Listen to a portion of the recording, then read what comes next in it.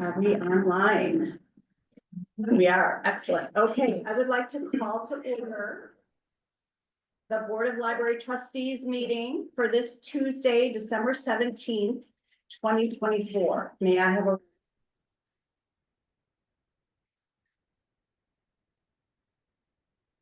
hear myself?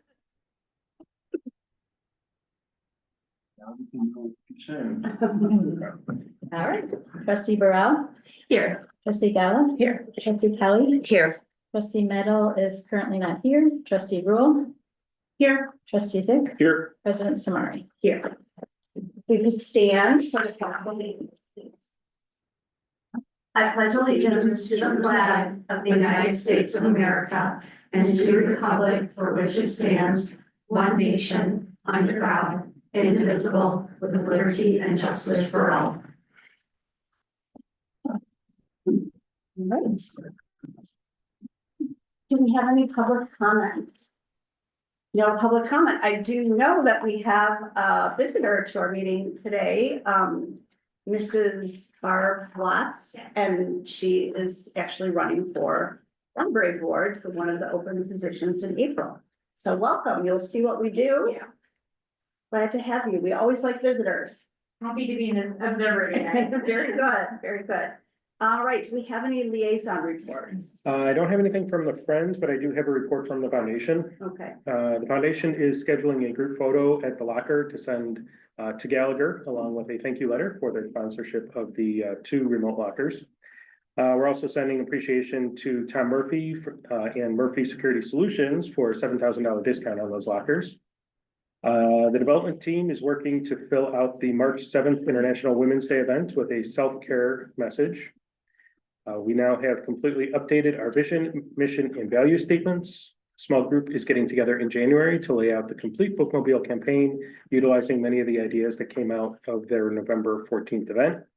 Their scholarship committee has met under their new chair, Ann McCarthy, and they are suggesting moving the application period to March, as that's when they receive the first applications in the last 2 years. There is a possibility of offering 5 scholarships this year, as they have secured 2 donors with some specific trades in mind. The team will again represent the foundation scholarship offerings at the March District 214 Trades Fair, and are looking to have the scholarship reception in June this year. The foundation has had another busy and rewarding year, and they look forward to 2025, and they wish you all a truly wonderful holiday. thank you. All right, moving on to review the financial report for the period ending November. Oh, I'm sorry, my mistake. I would like a motion to approve or discuss the minutes of the board meeting from November 19th. I move approval. Can I have a second? Second, all in favor? Aye. Great. Now moving on to the financial report for the period ending November 30th. All right, there was no real estate tax revenue recognized in the month of November. Copier print revenue totaled $4,096.09. Meeting room fees were $175. Lost item charges totaled $1,488.85. November interest income was $26,172.91. Revenue collected for vehicle stickers totaled $283.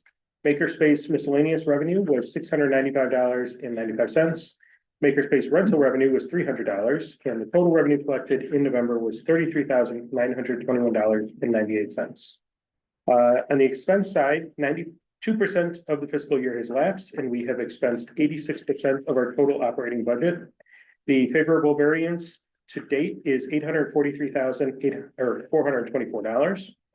73% of the total annual capital budget has been expensed as of November. This month, we had several payments for both the interior renovation and the chiller and cooling tower project, including the roof reinforcement work. We've received final billings for the chillers project, and we expect to receive the final invoice for the interior renovation this fiscal year. If we do receive and pay an invoice after 12/31, we'll still be able to account for that out of the 2024 budget, as long as the invoices for work that's completed in 2024. So we should have all of those bills in by the end of the year. All right, so that means that for our capital projects, other than the partnership Belmont lot, every other project will have been completed and built. Yeah, I believe so. Great, wonderful. It looks like we're in good shape. We'll see how it all turns out. All right, That's a pretty cool question. Hugh, On the revenue portion, so we're at 98% for taxes, right? So I take it that that's gonna be everything that we're gonna get in. Right, yeah, there might be some coming in. No, it's probably everything. Okay, and then the 53% on the other.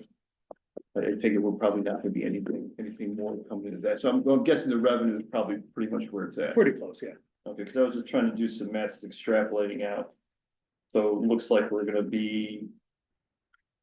Our expenditures, like, I know this is not the right way to do it, but probably a couple $100,000 over what our revenue is for the year is what it's gonna look out to, so, Mhm. okay. Okay, thanks. Yeah, and we kind of anticipated that, when we were talking about budget, thinking that, we'll be under budget, but we'll be over revenue, yeah. Yes, okay. Okay, all right, looking at the check register for the period ending November 30th, I know there were some questions. Okay, yeah, I had a couple questions on this. On page 2, check 103391 to EBSCO Information Services in the amount of $1,411. That is a prepaid expense for Novelist Select in 2025. This product is used, it's a catalog enhancement that recommends similar titles in the sidebar on the website when you're browsing our catalog. Then on page 10, check 103367 to AHML, those are American Express charges. There was a question about the fees for the 6 user accounts. While the fees are high, the annual fees are pretty high for that. With our enrollment and the cashback incentive, we actually receive about twice as much in cashback as we pay in fees. So we net out above or ahead in terms of revenue. That said, we are interested in revisiting which cards we use down the road and streamline approvals and integration with our new ERP system. Yeah, that just seems $900 in fees is a lot. Yeah. Feels like. I wonder if we could do with 3 cards instead of 6 or 5. Yeah, it's about. I mean, I know availability it's of different 3,000. departments and all that. Yeah, we don't like sharing cards, so that's really what that's about. I mean, Right. we went into it knowing those fees were pretty high, but they also offered a really good Cashback, cashback incentive, so it made sense. Got it, okay. On page 11, check 103362 to Amazon Capital Services in the amount of $2,290. Those are iPhones to replace iPads for teaching classes at the senior center on iOS. Then on page 12, check 103367 to AHML. This is another American Express charge. This one's $409.99. That is replacement of 2 existing computers in staff meeting rooms. That's for the Cardinal Room and the Hub. So we have a built-in computer in there that staff can use when they connect to the projector, and then they just have a wireless keyboard and mouse. So they can, kind of like what we have here, where we have a built-in computer. We have a couple small computers in those rooms to do the same thing. Hey, Mike. Yeah. I'm sorry, right above it is a PlayStation gift card. That was, I believe that was an award for a contest, maybe summer reading. Dana, do you know what that one is? That sounds right. Okay, I'm pretty sure that's what it was. Let's see, on page 14, check 103387 to Dynamic Mechanical Industries in the amount of $114,213.25. And then, check 103423 to K&K Ironworks and check 103427 to Larson Engineering. I'm sorry, the K&K Ironworks was $48,445 and Larson was $736. Those are all associated with the chiller and cooling tower project. Those are the final bill outs for those. That includes the structural alterations that we made to the building and into the roof. And that was approved at the July board meeting. Just to give you guys just a quick update on that, the structural work is complete. The chiller is in place. They're working on the piping and the electrical now on it. And then the towers, the cooling towers are going to be replaced tomorrow. So we have a crane coming out. I don't know if you saw the email go out, but we'll have the Dutton entrance and Dutton Street's going to be all closed off, and they're going to be setting those cooling towers on the roof.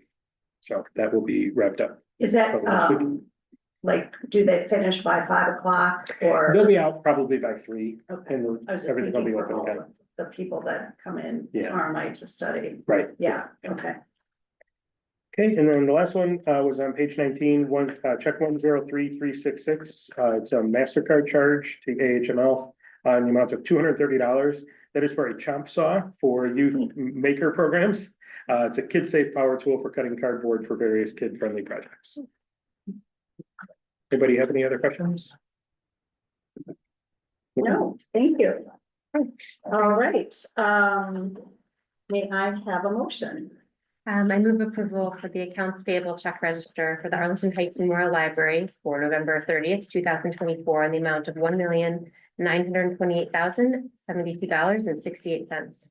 Second. May I have a roll call, please? Trustee Burrell? Yes. Trustee Gala? Yes. Trustee Kelly? Aye. Trustee Nettle? Yes. Trustee Rule? Aye. Trustee Zip? Yes. President Smith? Aye. Thank you. All right, Executive Director's report. Okay, I had a few things from the director's report, starting on the first page. Our youth services staff member receives national honor. So our youth services supervisor, Alice Sun, was recognized by the American Library Association and James Patterson for the amazing work she provides in the community.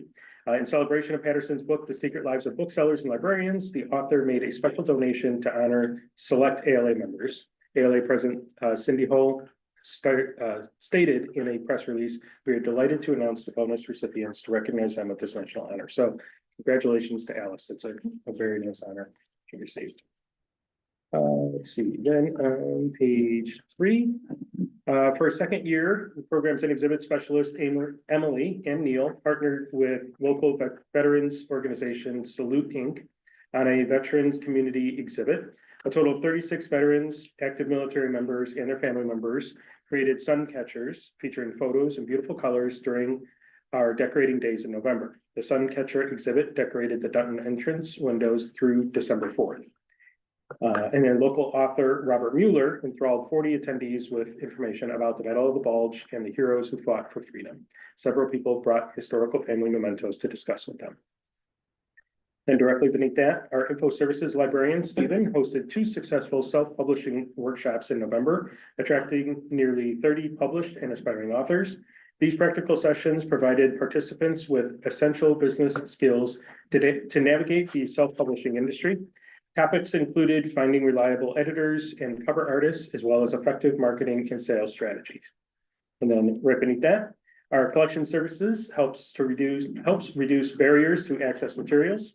So to reduce barriers in accessing materials, the Collection Services Department completed enhancements to the Kids World Board books and the new and popular materials, which make it easier for staff and customers to locate these materials. The board books now feature a prominent initial on the front cover and spine that correspond to the author's last name. Thank you to our collection librarian Candy for devising the system, and to our cataloging and processing staff for making this change. The new and popular materials are now loosely categorized into subgroups according to the author's last name. And then on the next page, the vinyl sticker printer is coming soon to the Maker Place equipment lineup. The Premier LX610 color label printer, generously funded by our friends at the library, will be available to customers at the Maker Place in January 2025. The machine can print and cut full color vinyl stickers up to 4 inches wide from a 150-foot roll. Maker Place staff are currently training on the new equipment and developing training materials and handouts for Maker Place customers. And they had a really cool example of how you can use this sticker machine in that next paragraph. The Maker Place branch assistant manager, Chris Kruger, used the equipment to create custom QR code labels to easily direct customers to the Maker Place's online training video archive. So the QR code labels are affixed to the equipment in corresponding video and with corresponding video content. Since adding these stickers in early November, we've seen a 98% increase in video views compared to the previous month. So that certainly helps connect people with that training, which is fantastic. Okay, then on page 5, I apologize if I mess up any of these pronunciations, but I'm going to give this a try. Over 150 people attended the library's first Dia de los Muertos celebration in 9 years in early November. The Programs and Exhibits Department Community Engagement Liaison Catalina and our Youth Services Specialist Dana led attendees through a wide variety of cultural activities, including games of Loteria, making paper marigolds, and tasting Merito, which is bread of the dead, exploring the traditional offerings featuring our ofrenda and snapping photos with a beautiful display of culture. Right, and then on page 6, and you all are very aware of this one, but just want to congratulate the Westgate Elementary third grader Hayden Kaufman on winning the coveted position of library president for a day. Kaufman was one of over 40 students in grades K through 8 from various schools in the area who submitted a contest entry. As part of the presidential perks for winning the contest, Kaufman kicked off the November Board of Library Trustees Committee of the whole meeting with a roll call, led the board meeting attendees in Pledge of Allegiance, recited his winning submission, and received a key to the library. He also handpicked his favorite books, movies, video games, and more, which was displayed in Kids World. Special guest superintendent Dr. Brian Kay was in attendance on behalf of District 25. Okay, then on page 7, our info services librarian Leanne, in collaboration with the Illinois Department of Employment Security, hosted a successful job fair in November. The event brought together 18 employers from a wide range of industries and 109 job seekers. Attendees were able to distribute resumes, network with potential employers, and explore job opportunities. And last one is at the bottom of that page. Maker Place meetups continue to thrive as engaging spaces where the community can connect with fellow creatives, enjoying each other's company and sharing their work. In November, 8 crafters attended the Fiber Arts meetup and 11 makers attended the new Maker Show and Tell. Additionally, Chef Brian welcomed over 10 customers to his talk and taste drop-in session. So they're trying different things at the Maker Place to draw different crowds in and people that are consistent users to build a community of makers out there. So it is gaining traction for sure. Yeah, well, and they're teaching each other things, which I think is fabulous. Always look forward to hearing about all the different things and the different ways that we connect people. The veterans display was really cool, and I love that we're continuing to do that. The other thing that really struck my attention is I know we do a fabulous teen job fair in the spring and connect a lot of people with job opportunities. This seems so impactful. I would love for us to look at doing that more than one time a year, like maybe twice a year, if there's different times that, you know, twice a year spread out when employers might be seeking help. So that's certainly something that brings people together. Anyone else have comments? Well, one on this last one with the makerspace having a quote with the Cubs and Sox thing on there was a little pretty strange when I saw that. But that's just me. No, one of the cool things I think was on here too was, about the strengthening of the library service outside the walls. You can't miss on this. In page 2, you talk about, school district 23, so we're going outside of 25 and just our normal boundaries and getting everybody who's involved in this community. Not just the areas that were strong and getting more people into the library and getting cards. So that was really cool when I saw that. All right, very good. Now, we want to hear about Inclusion Awareness Month. And we have an amendment. Okay. We are changing the topic, or we have changed the topic. Okay. I forgot to update. We have Katie Meyer here, who is acting manager for the Senior and Accessible Services Department. We had Mary Jo, retire last couple days, actually 2 weeks ago. So Katie is the acting manager indefinitely. And she'll be presenting just the overall Senior and Accessible Services, just all the things we do. So. Wonderful, thank you, welcome. And the hands out that we all have, so, yeah. And there's You want to come sit in this spot or? share.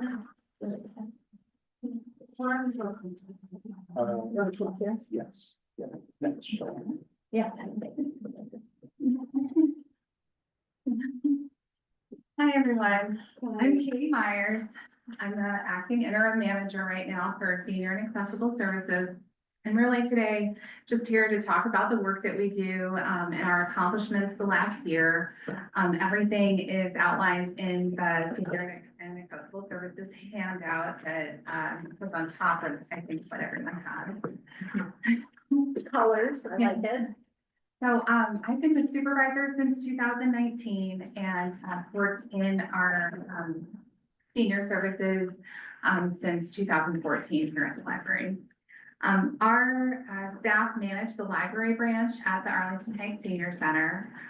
We also provide advisory and delivery services for all of our home-born residents at senior sites and directly to their homes in the community. And then we develop and implement programs for older adults and adults with disabilities. I am a certified ADA coordinator. So what that means is I help to coordinate any of our ADA accommodation requests that we receive for programs and services, and oftentimes that is coordinating them with other departments. I also work on our Title II obligations for the library. So we have responsibilities for something called a transition plan, and we have action planning related to that. And so I work on that with Mike and his team. Also, any customer or staff questions or recommendations that we receive related to serving anybody with disabilities. So I oftentimes weigh in on those types of things or do some research to get information about those requests. Year to date for library delivery services, we've delivered to 102 residents. So we have some people who are in the service temporarily, or people come in and out of the service. And we have answered nearly 7,300 reference questions, and that's through the end of October.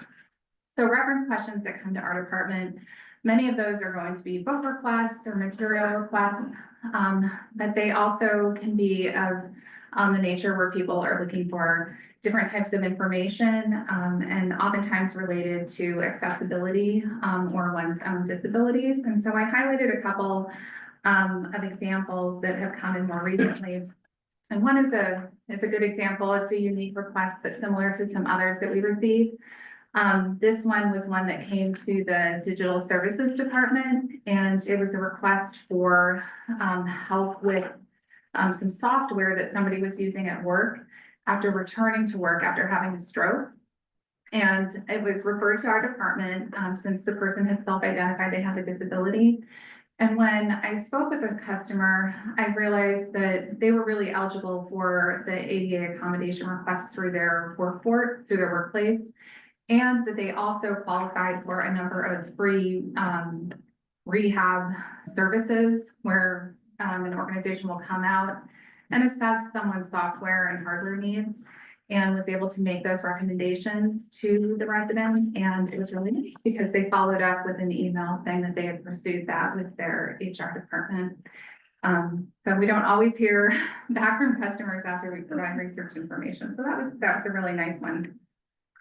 The other thing I wanted to highlight here on this first page is how AHML has been recognized for our accessibility work. As many of you know, I worked with Chris Kruger at the Maker Place on developing our assistive tools kit. And we presented on that at ALA in October 2023. And then Rails has a continuing education specialist who saw us do that presentation and asked us to do that for Rails earlier this year. And so we did that in an online webinar. Out of that presentation, we've had other libraries reach out to us to learn more about how we did that. There are other area libraries that have now implemented the assistive tools kit. So that's exciting to see. And then we have had libraries reach out and just want to learn more about, what it is to have an ADA coordinator in a library, what are, the accessibility work, wanting to understand how that started and what we're doing with that. So I've talked to staff at a number of area libraries about that. And then the continuing education coordinator at Rails reached out again in the summer and asked if I could do a presentation on accessibility in libraries. And so I developed that, and we had, there were 215 people who registered for that. So that was really exciting. I got a lot of feedback about that. And it's really a collaborative effort in all of the work that we're doing for serving all of our residents and customers with disabilities. So exciting to be recognized for that. On to the next page for programming, just to highlight some of the work that we've been doing this year. We plan and deliver programs for older adults at the senior center, in the library, and in the community. A lot of the programs that our department is developing and facilitating are unique, and they're things that we're creating out of, the work that we're doing and in relationships that we have with other organizations. So one thing that we did this year was this improv workshop for brain health with Rush medical staff. That developed from a former board member who worked at Rush and had done research there, where the group was then the research group was wanting to kind of bring that work back to the community and work with libraries to do some presentations on that information. So we hosted a presentation on brain health. We hosted a presentation on nutrition in the brain. And in the discussions with the Rush staff who presented those, we realized that one of those people was also doing brain health and improv work. And so we worked with them to develop an improv program, which went really, really well.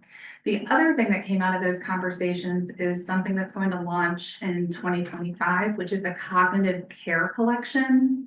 And that is something that Mary Jo and I were working with Collection Services to develop. And it's going to include support activities for healthy living. And it's also going to have kits for people who have diagnosed dementia. And so it will have activities that people with dementia could do on their own, or they can do with caregivers. So we're really excited about that collection that we'll be launching. It's unique to libraries, and it'll be exciting to have that, coming soon, along with some more of the improv programming. Some other things I want to highlight: we had our 7th Inclusion Awareness Month this past October. We had 8 programs, 150 attendees. This is another program that just really highlights our commitment to inclusion. And we are partnered with a number of community organizations to get the word out about this and to provide that programming. So this is the 3rd time that we've partnered with Northwest Special Recreation Association to host a dance event. And our dance event kicked off Inclusion Awareness Month, and it was our highest attended event thus far. It was very fun, really exciting. We get a lot of positive communication back from not only from NWSRA, but also from a lot of families who attend those events. So we're really, really happy to continue to partner with them and with Clearbrook. We also have we've developed a good working relationship with an organization called Have Dreams Academy. They serve adults with autism spectrum disorder, and they have a job program that they train, participants in interviewing for jobs, and then they come here and we provide a tour and talk about the types of jobs that they might be interested in applying for, and we do mock interviews. And so it's another opportunity for us to have a close relationship with a community organization and, provide some practical, experience for them as well. And we get a lot of positive feedback from that. So moving forward, on the final page, we just talk a little bit about the senior center. We have a reading room branch there. It's open Monday through Saturday for customers to browse the collection there, check out materials. We also have the computer lab there, a public computer lab, as well as a place where we teach classes, and we teach iPad. We'll be teaching iPhone classes. We have Android classes and Windows as well. A couple of things that are really unique about the senior center that I want to highlight. It's a multi-agency building. So there are 7 partner agencies located in the senior center. And it's really nice for those who come in for one service, they might identify another service or program that they can take advantage of. And the other thing that's really unique at the senior center are our volunteers, our library volunteers who volunteer there. We have a lot of former library staff who work at the service desk there, providing, readers advisory or just helping people to check material out. We also have a lot of former tech and finance industry retirees who come and do instruction and coaching for the different classes that we're teaching there. So it's a really nice way to highlight, someone's professional interests and keep the, everybody connected socially and provide peer-to-peer, coaching. That's everything in a. That's a lot. Well, That's a lot. Wow, thank you so much for coming and thank you for changing this up. I am curious, when you mention the 7 partner agencies, can you give me an example of like what those would be? Yeah. So the village is there and they provide programming. So the partner agencies are the village, the park district, the library, Connections to Care, Catholic Charities, Nurses Lending Closet. So, it's where, like, a good example is somebody comes in to use, to exercise, there's a space there that, they might get on the treadmill and they will come in and check out book or magazines and then, go over there and do that. Or if somebody comes in for a program, they might come and visit us before or after that program. Nice. Yeah. Wow, I mean, who knew that libraries have improv for like brain health? Yeah. It's pretty, very forward thinking. And I know that you are such a part of the community. That's fabulous. And you're probably saving grandchildren from, getting all the tech questions. I'm not a grandmother, but my children's grandmother and many people I know, that's who ends up getting it. So, and I recognize some people I know in these classes too, so that's very fun. Does anyone else have any questions? Yes, Greg. First of all, thank you for all this. I mean, this is, the library delivers here. So I know over the years, we've gotten a lot of good feedback and comments on that. I mean, that's just, and I've talked to people outside of here too, who that's just a service that they really rely on. So it's fantastic. And all this, the one question I guess I have for you is where do you see this whole group going from here? Is there anything new that you want to bring to it that we're not doing yet? I think some of the things that we're wanting to do, I know there was a question about the iPhones. It's more people are coming in with their phone and wanting to learn on those. We've been teaching on iPads traditionally. So some of those things, I would say we're trying to stay ahead of that in our requests for those. The cognitive care collection is something we're really excited about because there has existed for a long time in libraries, a lot of different types of kits or types of supports. But in looking at those, they've never been something, that we've always thought that there could be improvements on those. And so it's exciting to really work collaboratively to bring those things forward, especially having identified some experts in, brain health who have really helped and supported that interest. I think that we are going to continue to see our community aging. So I think that a lot of the services that we're providing, it's good that we have a lot of support to continue to provide those for, because I think that there is a need in the community for it. As far as just staying ahead of just wanting to provide interesting, exciting programming, it's something that we're always on the lookout for. So, Great. Good answer. Thank you.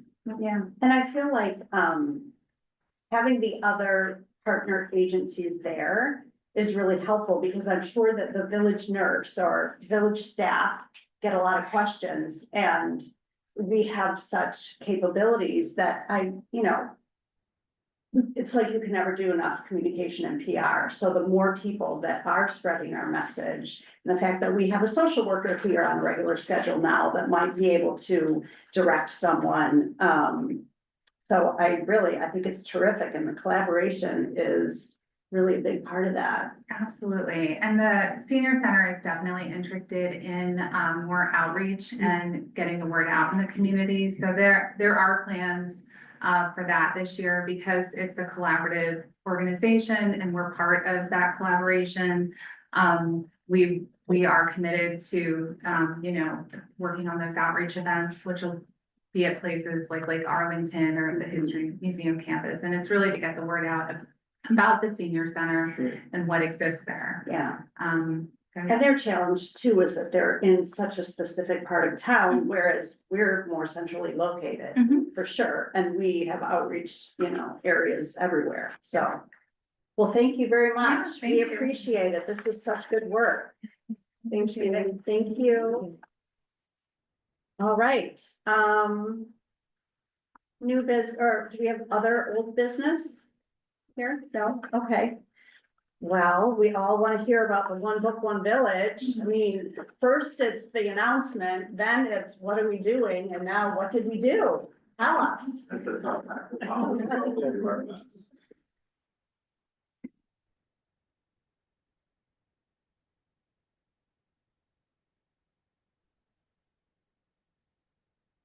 We'll go ahead and introduce ourselves, and we know that you guys worked for a long night, so we did trim this down significantly.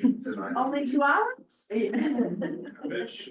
We'll talk about all of the good things that we've done, but my name is Neil Parker. I work in programs and exhibits. And my name is Catalina Shin, and I am part of the community circulation services and community engagement liaison. Danielle Lambert, I'm Info Services Readers Advisor. I'm Natalie Fedora, I'm in collection services. We can just get back. So for One Book, One Village 2024, The Collected Regrets of Clover by Mickey Browner brought the Arlington Heights community together, fostering meaningful conversations about life, regrets, and the courage to live authentically. Through a diverse array of programs, including book discussions, community collaborations, interactive experiences, our community participated in events designed to spark connection and reflection. And we had some strong partners in this initiative as well. I'm very happy to say that this was a resounding success, not just in terms of our delivery, but in terms of some real numbers that we can get into as well. Hi, next slide. So starting with the circulation, we had a total number of 1,754 strokes across the main library, Portfolio, and Senior Center. 1,415 of those checkouts were physical materials. The title wasn't available in physical audiobooks, so these numbers reflect only regular and large print copies. We ordered 478 regular paperback copies and 60 large print copies, and all of these were used for regular checkout, programming, display copies, and community copies. The book was also translated into multiple languages, and we were able to get 3 Spanish, 2 Polish, and 1 Korean copy, and we kept it consistent with the world languages that we have in our collection already. And then we also had 339 checkouts for e-materials, which reflected 19% of the total circulation for this book. There was a super high demand for the ebook. In September alone, we bought 10 copies of the ebook just because of the demand. So in total, we bought 23 ebook copies, which had 103 checkouts, 10 e-audio book copies, which had 66 checkouts on Cloud Library. The ebook and the audiobook was also available to buy in Spanish, so we bought a copy of those as well. And then on Cupola, the title was instantly available to customers. The e-audiobook was, and for that we had 166 overall. So we're extremely proud that for the 11th year of this initiative, we had such a good response from our community. and the level of engagement that everyone was able to appreciate with book discussions that Danielle will talk about and programs that Danielle will go into, but we have different presence in community events throughout September, October, and November. We were at the Harmony Fest featuring the Taste of Arlington Heights. We actually had a presence during the Arlington Heights Oktoberfest, trying to engage younger audiences of adults in One Book, One Village. And we can say that with the whole media success, we were highly recognized as that One Book, One Village community that where the books were flying out of the shelves. Danielle will talk more about the book discussions and. So, a good book like this makes it very easy to program. Overall, we had 20 programs ranging from end-of-life perspectives to women in photojournalism, post-World War II, a preserve or purge program that Eddie Genealogy Library worked on. We had death cafes, music in the stacks programs. It really ran the gamut. I'm very happy to report that we had the highest program attendance since 2017 when we brought The Circle by Dave Eggers to the Arlington Heights Memorial Library. And again, it's just this dynamic, multifaceted suite of programs that I think really helped to kick things off. I do want to highlight a couple things that did not make it into this report though, and that is that we had interactives throughout. So starting in mid-September, we had the Everything on Wheels pedestal project. But we also had the Ofrenda that Delilah Salgado and Teresa Manana brought in and made, and that was a part of both OBOV and the Dia celebration. And then we also had the wind phone outside. And so anyone that saw that knows that that's a nice little special thing too. And so I do need to shout out our facilities for that. They were wonderful in getting that together. I love the quote of the day too, online, right? Yes, That was fun. that was good too. Yeah, no, absolutely. No, we really, had this packaged really well, I think. I do want to highlight a couple partnerships as well. So we had a speed friending program over at Cocoa and Blue, which went, fantastically. We partnered with the museum, the historical museum, for a bonfire where people made s'mores. It was kind of like a family style thing. People made s'mores, burned their regrets, all of these sorts of things. And it was just an incredible suite of programming. Yeah, we also had a community partner, Willow House, which is a comprehensive agency that assists families to overcome grief and to have support, which for us is really important to know that if our book talks about something about death or grief, people have the resources that they can rely on.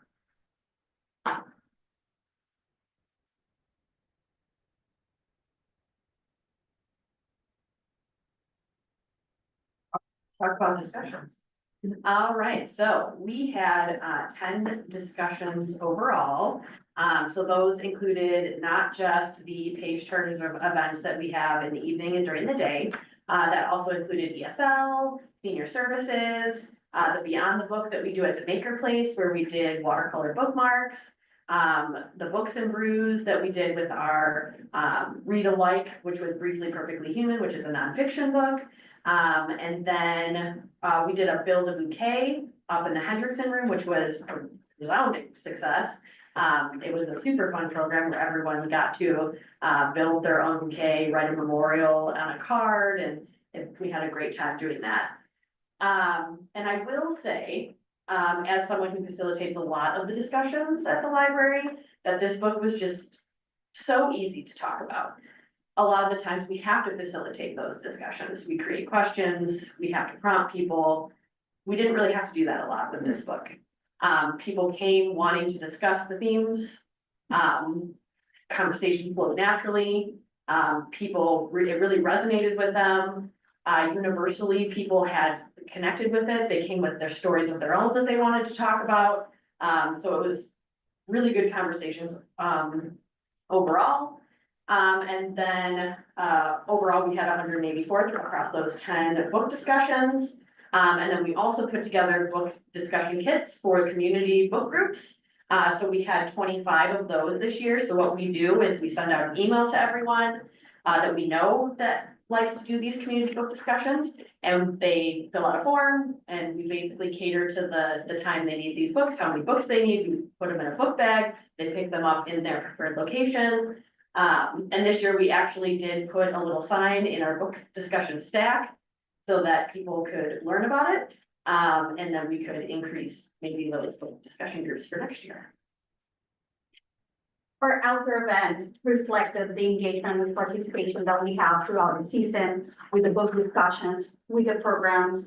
There was no empty seat that day. We were able to get the Hendrickson room completely filled.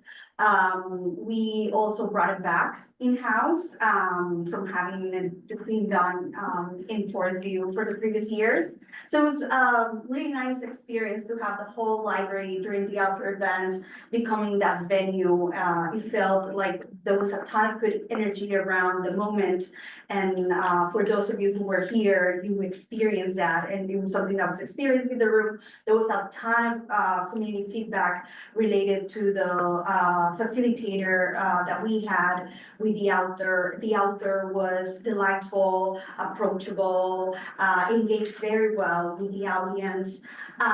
We also had 30% of the people in there saying this was their first time attending a One Book, One Village in 11 years. This is still great. And we cannot say that these are people that perhaps never heard of it. They might have just moved to be part of, new people in the community. But it was just, the fact that we had 90% people Arlington Heights residents. This is it's something that our residents are very proud. It's something that belongs to Arlington Heights, and it shows in here. We also had it live, and we had the recording for at least a month after it's still up, and that brought us extra 490 views. In the moment we had the 55 virtual attendees, but yeah, again, the success in the Hendrickson room was very noticeable. So it was a beautiful moment. We had great feedback from the programs, from the night. People want to see things again like that. The book want to see that type of joyful, universal theme connection, really got our community together. The feedback was positive, overwhelmingly positive. So we're very, very satisfied with what the season brought up for us. Yeah, before I get into this stuff, I absolutely forgot to do this to thank the advisors for first trimming down this gigantic 2,000 book list to something that was digestible and that we could read in the selection team. So I got to give a shout out to you guys, and I have to give a shout out to the selection team for getting us to this point. And then of course, with Lad's assistance, we were able to pick this title. One other thing I did want to mention related to the interactives is that we estimate that there were about 6,125 participants that came through since that mid-September point. So that's not included on our program statistics, but we do include this as part of this, just to kind of show how well this was received within the community. So I am going to put on my Sasha hat right now and be Sasha and talk about marketing and promotions. So really we saw just the trajectory at the higher trajectory as we've typically seen before. So get to those notes. Social media surged with a 371% increase in Facebook, a 19% increase on Instagram, and this was driven by the use of reels and stories to really get behind the scenes to highlight this book. We actually went viral with a Facebook reel that had over 19,000 views, and it featured cellist Lillian Bosco, who has played with us. She played at the kickoff party, she played during the author event, she played music in the stacks. So that was wonderful to see too. And there were also some new marketing strategies, which include the Duncan window display, the vinyl flowers, as well as the stage design for Mickey's visit and the author visit with Rebecca facilitating. Okay. So this is the breakdown of the total cost in terms of collections. You can see where we're at there, programs and discussions. That is where we landed as well, with Mickey's visit, 14,348. The marketing promotion, so this would be everything that goes into that, whether it's the posters, whether it's the vinyl on the docked windows, the stage lighting, all of those things are accounted for there. And this brings us to, actually, it's under 39,500. It's actually 34,227, but we're estimating, I'm sorry, forget that. That would be with the generous funding from the Friends. So again, thank you to the Friends for all that they do, not only One Book, One Village, but really everything around here. That's it. Looking back into the shout outs, because of the web page that was built, or Info Services Librarian contributed to an affirmation calendar. That was very interactive part of how people will engage on the website and get a quote, a positive quote, every day. So that was something else that people will look forward to without necessarily attending the program or reading the book, but they were also looking forward to that quote. And most of them were quotes from the author and moments that were going on in the book. I'd also like to give a shout out to cataloging and collection services, as a catalog. Over 500 copies of the book in such a quick and easy manner. So without that, we wouldn't be able to check out the book. So Because what happens is the acquisition gets the books and they come to us. yeah. And then we take them to processing, and this is the whole. The whole process. Thank you, Rich.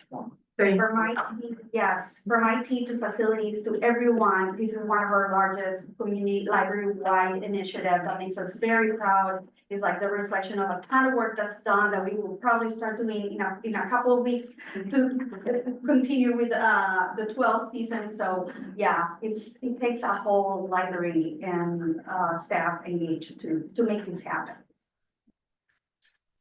We appreciate it. It was awesome. Yeah, Sarah. just the same thing, just to echo that, and thank you to everyone, and it's really apparent that it is a library effort, that each department it touches and your collaboration and your energy is felt, that everyone is on board. And to put this on at that cost for a community of what, 76,000+, at the length of how long this runs and all the various programming is out of world. I mean, it's amazing. And just even, the shout out that you mentioned to the selection, the book selectors, just to find a topic. I think too that this one is probably all already, this isn't something like some, new thought, but just that it's the topic really transverses everyone. You can have different themes that maybe some populations are more familiar with, but death, we all, it's all of us. So to really bring people together, especially in this environment, just as we have one thing that we all have in common. So again, really nice job, outstanding. So thank you. It's a great selection, just super amazing, and just kudos. And I don't know how you're gonna top it next year, but good luck.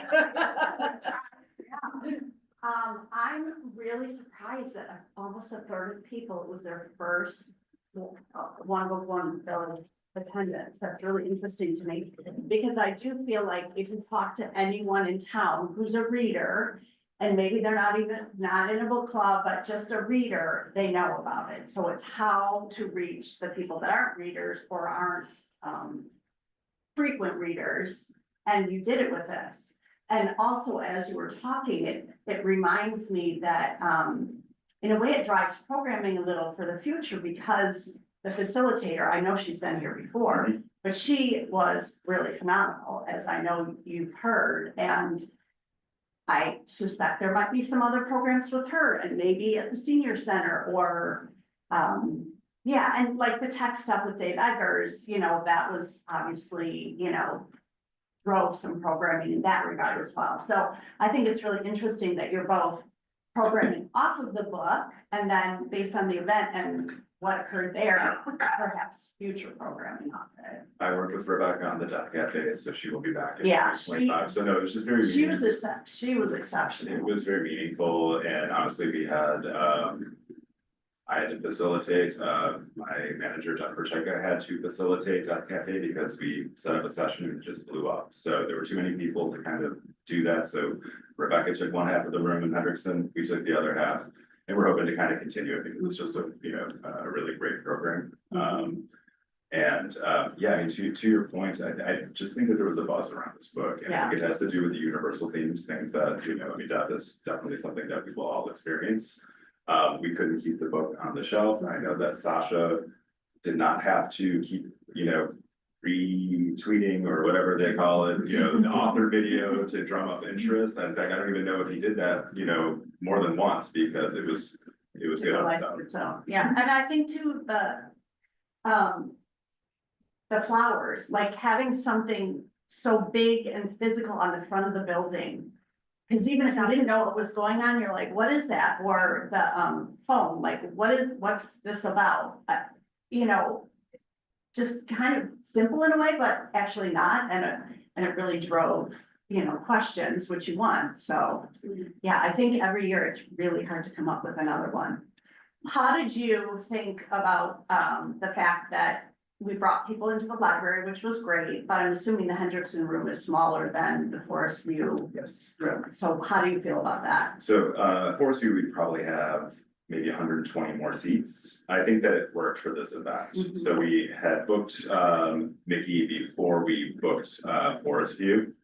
Next year, I think, we know their schedule now for the Board of Ed meetings, which, are pretty much set in stone. Right.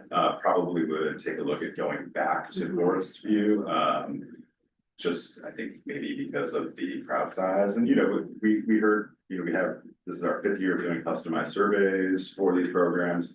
We heard positives, we heard negatives. Right. So, maybe going back to what people expect is. a good Yeah, way to I do, mean, we but- do get outside the library walls a lot, Yes. so to go to a school district building is not. Mhm. Yeah, a difficult thing for people, For sure. but it was fun to be in the library building, I can see both sides. It was tight, Yeah, it was tight. a little tight. And I do know people who didn't get in, and so I said, just come anyway. There's always no shows, but they didn't. So I do think that perhaps it could have even had a higher audience if there was more physical room in that. So we even plan to have like a streaming room Right. for folks downstairs, and we're just gonna do whatever we want. Right. Yeah, Right. always tell people Yeah. to come with no shows, there's Interesting. always no shows. Yeah. And the only other thing that I was thinking about was, I do love when there's like a companion kids book or middle school book or high school book. I think that's really. That's a good thing if we can do it, if there's something appropriate, but obviously not every book lends itself to that.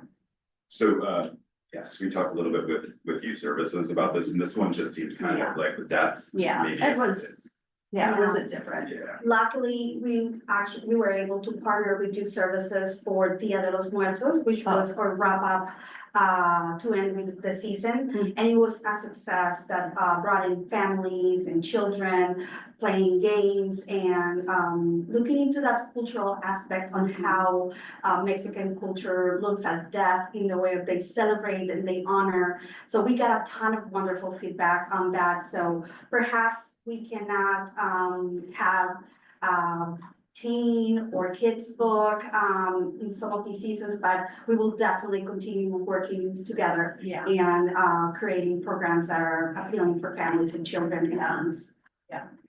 And I kind of felt like this was, depending on, I would not have handed this book to my teenager to read without having we're going to read this together kind of conversation, but I think if in that context, it's very appropriate depending on your child, and your family and how you talk about things in your own homes, but it would be something that I would have shared this book with my child. In fact, I have talked to him about it, but we haven't gotten that far because we have other things to do, but it was a great selection.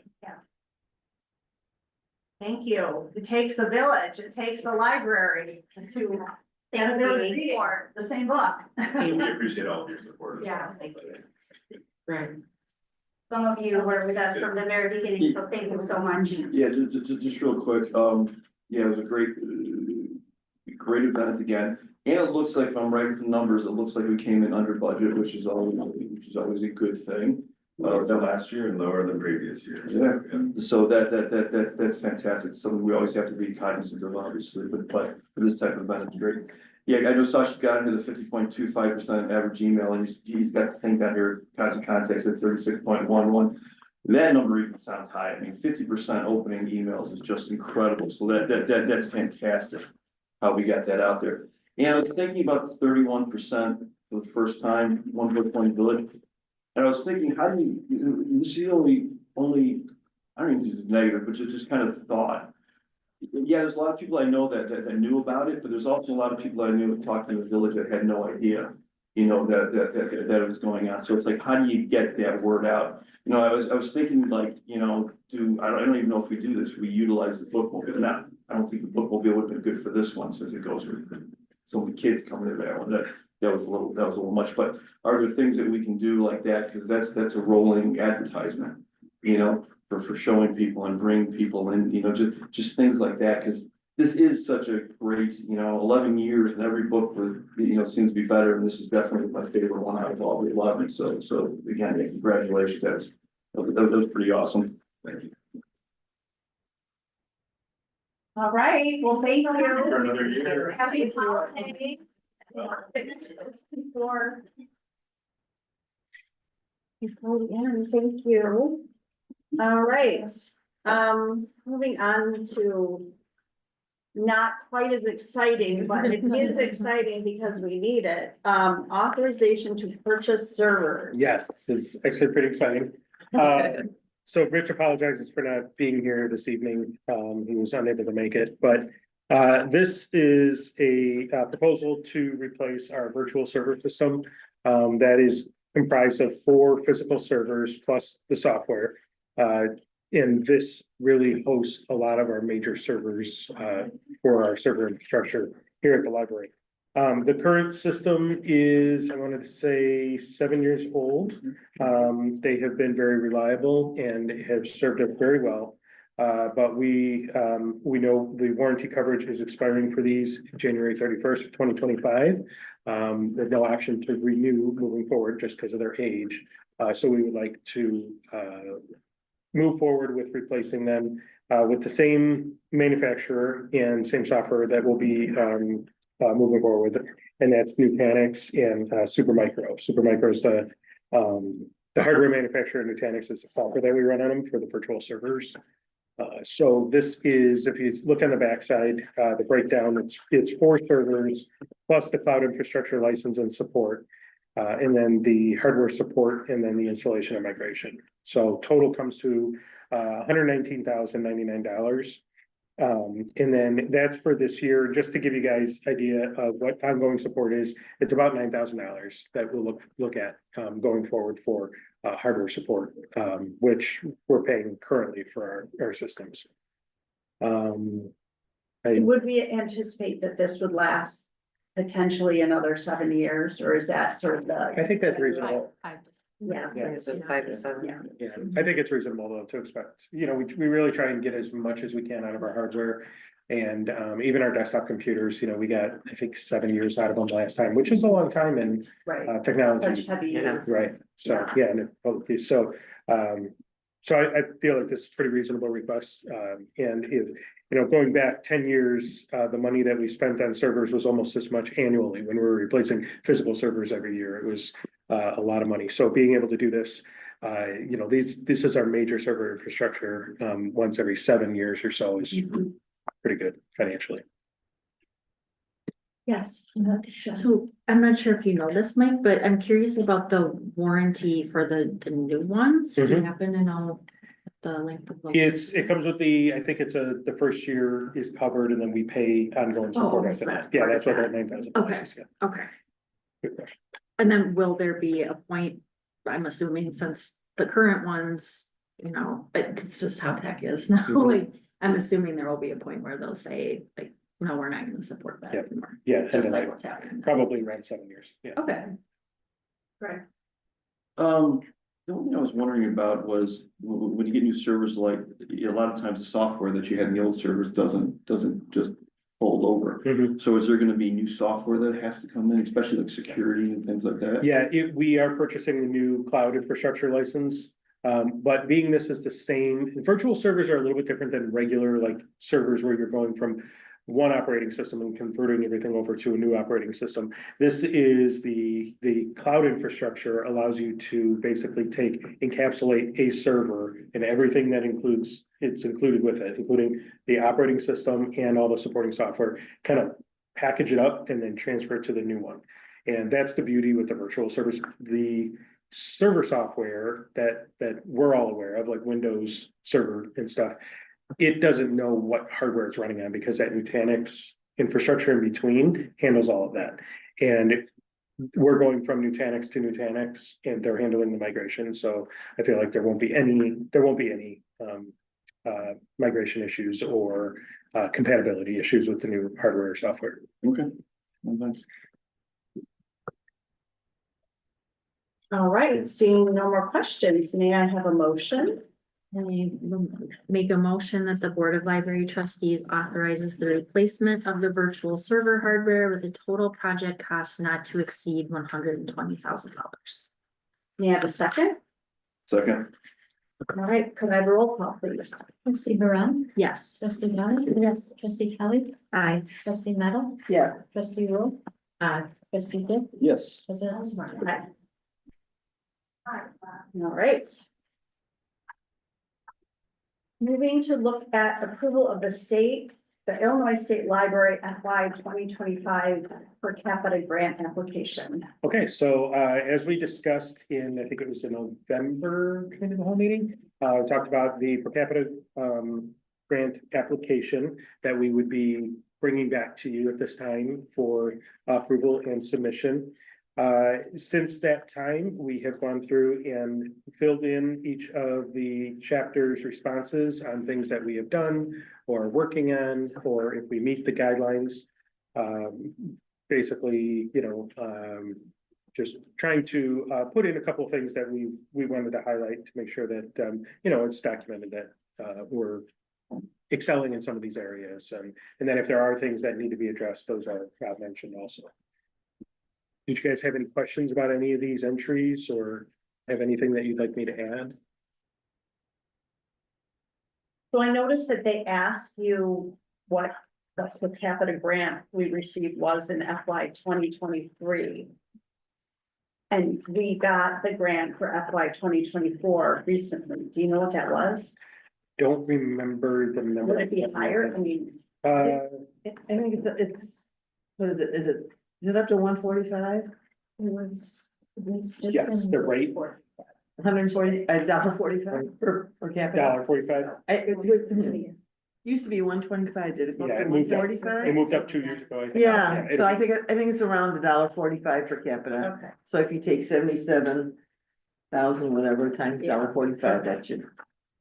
And it hasn't changed, so this should be the same as last year, basically. Got it, okay. Okay. It's roughly $112,000. So- And this is 114. It might I be, did really rough math. it might be 146 or something like that. Got 115,348, I believe. It should be pretty close to that. Yeah, okay. All right, does anyone have any questions? No, then I would like a motion, please. And I move to approve the Illinois State Library FY 2025 Public Library per capita grant application. Second, Second. all in favor? Aye. Great, thank you. Other. You have other. Just a couple updates. Our construction project is moving along quite well. We just had a couple things that were outstanding. The sinks, we were waiting to come in, the mirrors, stuff like that. They actually just came in, I guess, was it yesterday or Friday. And so they're installing that stuff. We have a couple of punch list items that we're working out with them. There is part in the core entrance underneath the stairs that they still need to build out. They'll be working on that this week and next week. But we should be just almost wrapped up on it. So it's, I think it's looking really good. The restrooms look very nice. We'll be opening those up, either later this week or early next week. And so that's going along really well. There weren't any major surprises. Any surprises that we found were covered under the allowances that we had in each category. So we really haven't touched our contingency very much at all, if at all. So that's fantastic. I think that job's gone really well. Then, as I mentioned, the chillers are, the one chiller is already in, the second one they're working on now, it's in place, they're just working on the piping and the electrical. The cooling towers are going in tomorrow morning or tomorrow during the day. And then the lockers on the north and south side are in place, so those were purchased. They're now put in the two parks, so it's at Camelot and Heritage. And our IT company, or our IT staff is working with the park district and the locker company to just get everything connected and make sure it's all working. But those should be opening up probably after the first of the year, we're thinking. We may not wrap them until spring, only because of the weather. You can't wrap them when it's below like 40 degrees. So unfortunately, we were able to get it mobilized in this couple days where we had warm weather. But if we do have the opportunity, we'll wrap them before it gets too cold. But otherwise we'll wrap them in the spring. And so we're starting to send out communication on that. We'll have signs on them that says, coming soon.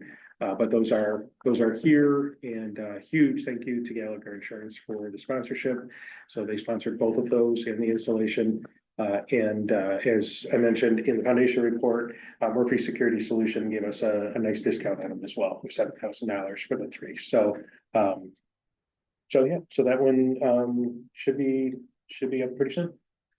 Good. I had a couple of things. Trustee Kelly and I went to, and Trustee Meadow went to the Illinois Library Association legislative meetup with our local legislators. Actually, they weren't there, but their staffs were. And we heard from the lobbyist and ILA staff. The things that they're working on this year for us in particular that they highlighted, connecting broadband, which we already have, funding libraries, compensation reporting requirements. So there's an Illinois law that says that government entities have to publish salaries for anyone who makes over $75,000, and we do that on our library website. They're looking at raising that rate because this law went into effect since in 2012, and it takes some staff time to get all that out there. So that's one of the things. They're also looking at school librarians and setting up a task force to support them. So anyway, it was a nice, just if anyone can go next year, I recommend it. Another thing that I don't know if you've seen it in the local news or you will, but there's a state law about paid leave for part-time staff. And the Village of Arlington Heights discussed it at their board meeting last night. They had to vote one way or the other.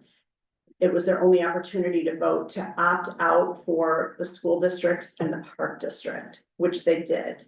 They have already opted out for the village entities, which includes the fire department and the police department. I just want to make you aware of it in case anyone would ask you. You might remember that last year in like a year ago, November, we voted as a board, we do have our part-time staff accrue paid time off. And it's very, staff brought it to us, we fleshed it out. They thought it might cost up to $14,000 this year, and Mike, I asked him to figure out, and Lisa, they figured out that it cost us less than $4,000 this year. Huge, it's staff, obviously, it's wants that, and there's a lot of part-time staff. So for us, it makes sense that our staff accrues time off. So anyway, it might be an issue again, because there were some people at the village board meeting last night and some that may be running for village board that want them to look at opting out all Arlington Heights businesses and such. So I'm just making you aware of the issue. The library, we as a board, last year, I looked at the documents online, they were easy to find from our November meeting. And it's been a success. Our staff is happy. It hasn't cost us a lot of money, and it's, you know, it's good for morale, it's good for customer service. So that was one thing. The other thing, and I forgot to ask you about this when we spoke earlier, but I noticed in our board, you know, the media packet from last Friday, that, is it the Skokie Library that the ACLU is suing them because they, in one of their meeting rooms, there was a group that would be controversial, and they were charging that group security costs to host a meeting. Like if some controversial group wanted to host a meeting in the Hendrickson room, do we have we wouldn't charge them, or would we charge them, or do we have a policy on charging them? It all depends. I don't think we would charge them. I think Right. we might. Well, they're getting sued Well- then they cancel the meeting. We do have it in our policy. Yeah, so you just And- have. and to that have was- policy, right? That was from, I don't know, very long time ago, when, I don't know the group, Matt Hale spoke at the Schaumburg Library. And it cost that library $25,000 in security costs. Mhm. So after that, we all put it in and we'll still have it, you know, let them come to us and sue us, because taxpayers should not have to pay for that. It was at Northbrook, and this was not a library program, it was an outside group. Right. And we have to open our meeting rooms, Right. if you have programs in your meeting room, you have to open them to everyone. And so therefore, then now the taxpayers are gonna be on the hook Mhm. for paying, you know, if you were concerned that there might be a problem. And there was a problem at Schaumburg. They tried to block it, and the courts would not let them not have that program. So they had to have the program, and, you know, it cost the taxpayers a lot of money, you know, for the security. It was pretty bad. ACL, in that article, they also mentioned Highland Park, that they were Right. going after Highland Park too, so I'm not changing our policy. We will Right. just No, I just wanted wait, to, you know. wait and see, because it's not right. It's not right. Well, and it seemed if you have a policy in place, like many things, if we have a policy, we adhere to our policy, but, anyway, that was in the news. Yeah, Okay. well, you know, and I think why Highland Park, because of Northbrook, that's what the article said, because of Northbrook. Highland Park at their October meeting decided to create a policy to protect themselves from a cost, and so that was in the news, and so of course, yes, ACLU did, well, we'll go after them too, so, yeah, we'll just lie in the weeds. Yeah. But yeah, you might, if there was a policy all of a sudden that might call attention, Yeah. that you don't want, yeah. Yeah. So. So if we could look up. a Yeah, we'll policy do. on that, that would be great. And then the other thing that I wanted to mention before we go into closed session is we don't have a lot to discuss in our January cow. So, Mike and I talked about it today, and, we would like to cancel it. So we will see you at the regular January board meeting, but, we don't need to have a cow, so that's good.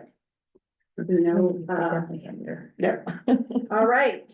I just have one thing. Yes, And it's a point of clarification, you guys did a great job on explaining the senior accessibility services, but I did want to just mention and point out that it is not the only place that we offer senior services or older adult programs. We do a ton of programs here. We serve seniors here, you know, from technology. We expand on all the programs, and a lot of times it's coordinated because it is a small space there. So I did want to make it the only place that we do serve.